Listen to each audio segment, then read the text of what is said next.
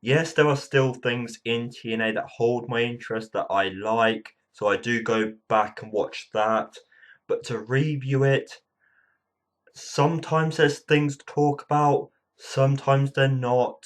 But what I am here to talk about today is the TNA Sacrifice 2014 pay-per-view.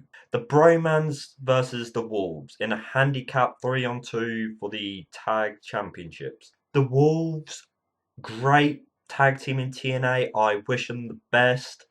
But the division, the bromance, it's not given me a positive feeling. I expect this is the place where TNA finally do the serious thing and give the championship to the Wolves so they can go forward and hopefully continue to dominate, and TNA to move away from the stupid booking where the championship gets passed or screwed over by the Bromans. Mr. Anderson versus Samuel Shaw, where the loser gets sent to the mental institution. They both have reasons to win or lose.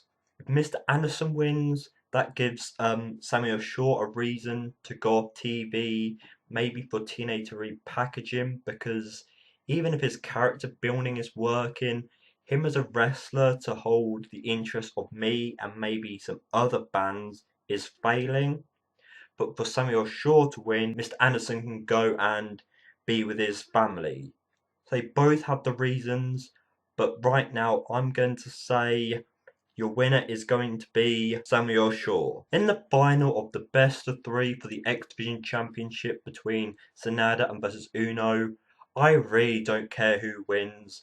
I feel TNA bringing in these talent, giving them TV time, showcasing them in some way. They're good performers in the ring. I don't mind who wins this match. Even though Kurt Angle has returned to join forces with Willow, I feel that EC3 and Rockstar Spud, with the chance for EC3 to defeat both Willow slash Jeopardy and Kurt Angle at a pay-per-view, would be brilliant.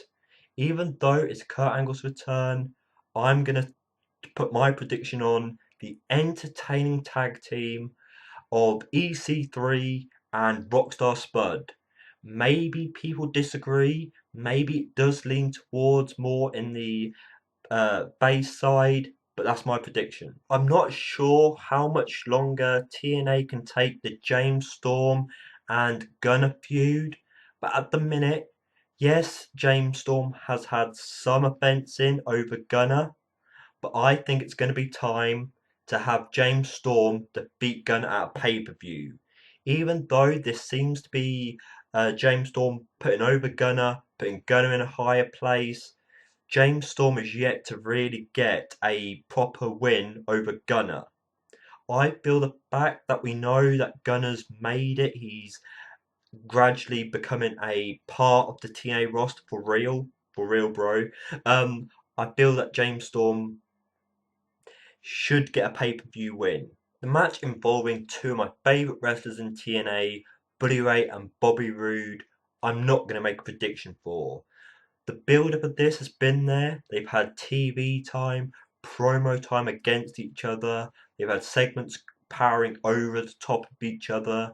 Yes, they've thrown Dixie Carter into here. As much as I don't like it, and I don't think it's needed, she does have a reason to be here, especially if she's coming back. Buddy Ray turned his back on her, and she's made promises to Bobby Roode, and having a heel by a heel side makes sense.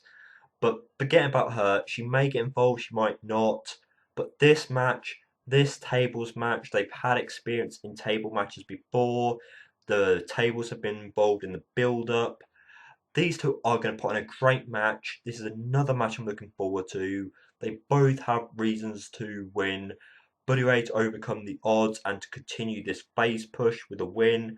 Bobby Roode because he didn't get his championship shot. He's got Dixie Carter possibly by his side.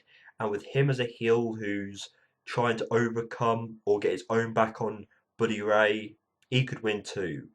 I'm just going to say this. This is another one of the matches that I'm looking forward to, and I'm just expecting greatness or good spots from these two. The problem I have with the Knockouts Championship match is if TNA are not planning on bringing in new knockouts, whoever wins, yes, TNA could continue trying to put over the beautiful people, but we're not really going to see anything different in this division.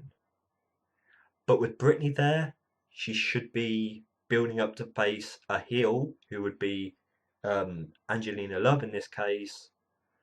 But if TNA want to stretch this to give new knockouts a chance to build themselves up or come into the company, maybe Madison Rain's going to win here and Angelina Love's going to be the next heel champion on one of TNA's special shows. Oh boy, oh boy, oh boy. Main event. We have Eric Young, who is our new World Heavyweight Champion, defending his World Heavyweight Championship against Magnus.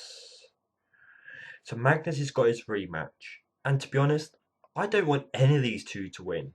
I don't like the fact that TNA have their number one guy of the company as Eric Young, because I could give a list of reasons why I don't think Eric Young should be here, but he is, so that's how TNA booked this. Magnus didn't really work out as the World Heavyweight Champion, but I'm going to say that Eric Young is going to retain here thanks to the Monster Abyss. I feel that Monster Abyss is going to somehow get involved and accidentally, purposely screw Magnus to pull Magnus away from the championship and into a feud with Abyss, maybe, leaving Eric Young to go off and lose to someone else, possibly Samoa Joe, if they're going to be making him the heel, or Uprising, Willow. I don't know, but I feel Eric Young's gonna, can't believe I'm saying this, retain his World Heavyweight Championship against Magnus. Do I care? No. I just want that championship taken off Eric Young, and please not give it back to Magnus. His title run weren't anything really good for Magnus, not really. But people, please share your thoughts on this pay-per-view in the comment section below. And INJ and maybe the other half of the British Fist at some point will come back with another TNA video.